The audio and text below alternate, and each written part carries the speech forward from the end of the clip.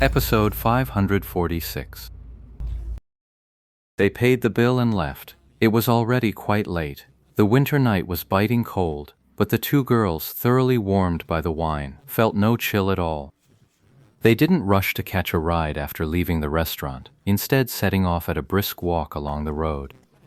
The two of them chattered and laughed the whole way, and Ye Shu, who was walking right behind them, could no longer make out what they were saying. Is it far to walk back from here? Yi Shu finally made out what Su Mocheng had said, and a cold sweat broke out on his back. Yeah, it's still pretty far. Let's just walk for a bit and then catch a ride. At least Chen Guo was still lucid. All right, let's walk for a bit.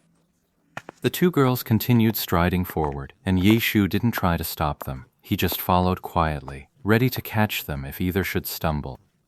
On both sides of the road, near and far, countless lights shone from countless homes, their glow far brighter than the stars on this particular night.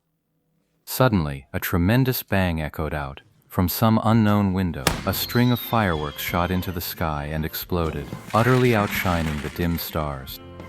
And that first string of fireworks seemed to act as a signal. One after another, from window after window, all manner of strange and wondrous pyrotechnics blossomed forth in unison. Then came the roar of firecrackers, a sudden deafening blast. Within the din, the faint toll of a bell could be heard. Midnight had finally arrived. The two girls were right in front of him. Yi Shu could see their mouths wide open, shouting something, but against the roar of the firecrackers, he couldn't make out a single word. To make matters worse, the spent fireworks and firecrackers of every description immediately began to rain down on them. Chen Guo's head was the first to get a knock. Yi Shu, who was closer, finally heard Chen Guo cry out after being hit. Run for it! Run for it! The two girls called out to Ye Shu, already running ahead. The problem was, aside from a few commercial buildings, every residential household along the way was setting off fireworks and firecrackers to join the celebration.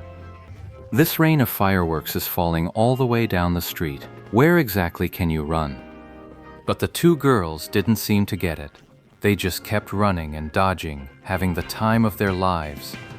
Watching from behind, Ye Shu finally understood. These two were just treating the whole thing like a game. Ye Shu kept an eye on the road. At this odd hour, taxis were few and far between. Even when he tried to hail one, a long stretch of time passed without a single empty cab in sight. I'm beat. Let's take a break.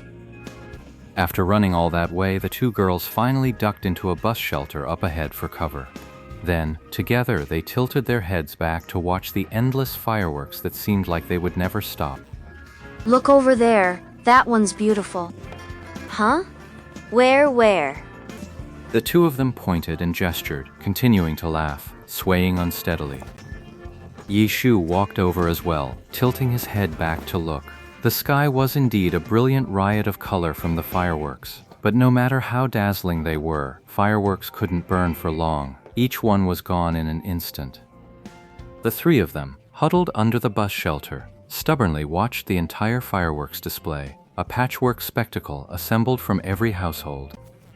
After the clamor and brilliance faded, the quiet became starkly conspicuous. The occasional sporadic sounds only served to highlight the desolate chill left in the wake of such splendor. Su Mocheng gazed up at the sky and murmured, Well, that's it then. Not at all. I've got more at home. Let's hurry back and set ours off. Oh, really? Su Mocheng's interest was instantly piqued. Let's get a taxi. Their desire to get back grew more urgent by the minute, but finding a cab proved difficult. The three of them waited quite a while before finally flagging one down. By the time they fought their way back to the internet cafe, most households that didn't bother with the New Year's Eve vigil had already turned in for the night. But the two enthusiastic young women paid no mind to that. Once back, Chen Guo hauled out all the various fireworks she'd bought the day before. When Chen Guo bought these fireworks, she'd only cared about their pretty names and flashy designs. She had no idea what they'd actually look like. She promptly shoved the whole lot outside, and the two girls queued up to ask Yi Shu for a light. He lit 2 cigarettes and handed one to each girl. They immediately started playing with the fireworks, setting them off one by one while offering their own commentary. Before, they were just spectators. Now, they were the ones participating. With hardly anyone else still playing, the two of them still sought out the competitive thrill of trying to outdo each other, each insisting that the fireworks they set off were far more beautiful than any of the ones those others had just been tossing around. Yeah, not bad. Yi Shu chimed in from the side. At this moment, he was just a tool, part straight man, part lighter. Their sparklers sputtered out, and both girls came running back to him. Chen Guo had bought quite a lot of fireworks, and the two of them spent a good half-hour setting them off. Finally content, the two of them were ready to head back inside for a rest. So, what's next? They'd had their fill of fireworks, but the two of them clearly weren't ready to call it a night. We could run a dungeon. Yi Shu made the suggestion. The two of them exchanged a glance, checked the time, and truly couldn't think of anything else to do. In the end, they both accepted his proposal. Logging in, he saw quite a few more names lit up in his friends list than when he'd logged off. Tang Ru, however, was definitely not among them. Just the two of us. Then we'll just play with 2. Su Mucheng said dismissively. You're not going to fall asleep in the middle of the game, are you? The two girls had been playing so wildly they were practically manic. They could keep up that frantic energy while they were moving, but now that things had quieted down, with the alcohol hitting them, they were bound to get sleepy. So, you'll be fine on your own, right? All right, let's go. The two of them dove into the dungeon together, leaving Chen Guo to play solo with her character, Chasing Haze. Yi Shu's concern proved to be spot on. Not long after the game started, Chen Guo, playing alone in the heavenly domain, first felt a wave of drowsiness, then soon began to lose the battle against her own eyelids. Insisting on staying and refusing to log off for rest, she ended up slumped in her chair, fast asleep. As for Su Mucheng, since she was playing in a duo, she was faring a bit better than Chen Guo. But halfway through the dungeon, she heard Ye Shu's sigh. Hey.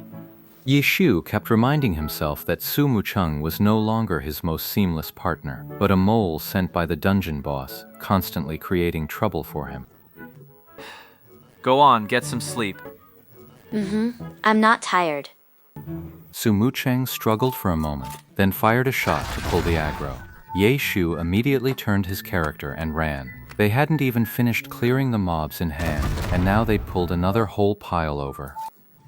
Yi Shu used every trick in the book, kiting, body blocking, and perfect positioning, to finally clear out the whole train of mobs. He turned, ready to tell Su Mucheng to get some sleep, only to find her already dozed off in her chair.